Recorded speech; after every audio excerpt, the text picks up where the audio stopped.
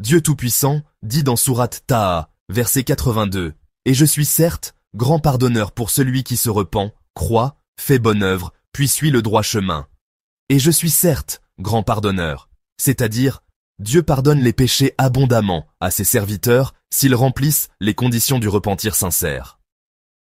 Pour celui qui se repent, c'est-à-dire celui qui arrête de commettre le péché, regrette de l'avoir commis, et il a la ferme intention de ne pas y revenir, qu'il s'agisse du polythéisme, de la perversité, de la rébellion ou autre, et croit, c'est-à-dire croit en Dieu, en ses messagers et en ses livres, une foi véritable et non pas une simple déclaration verbale, et fait bonne œuvre, c'est-à-dire s'engage dans les bonnes actions agréées par Dieu, telles que la prière, l'aumône légale, la recommandation du convenable et l'interdiction du blâmable, la justice, la recherche d'une science utile ou d'une subsistance licite, et toutes les autres formes d'obéissance.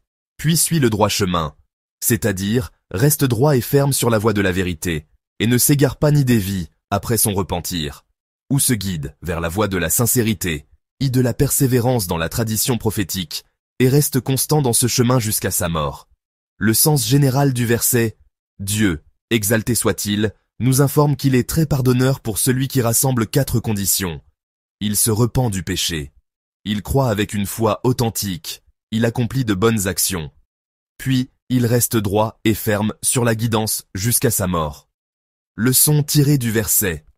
La porte du repentir est ouverte, quelle que soit l'ampleur du péché. La foi seule ne suffit pas, il faut aussi accomplir de bonnes actions.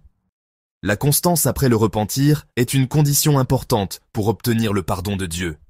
La guidance n'est pas un moment, mais un chemin sur lequel il faut rester ferme jusqu'à sa mort.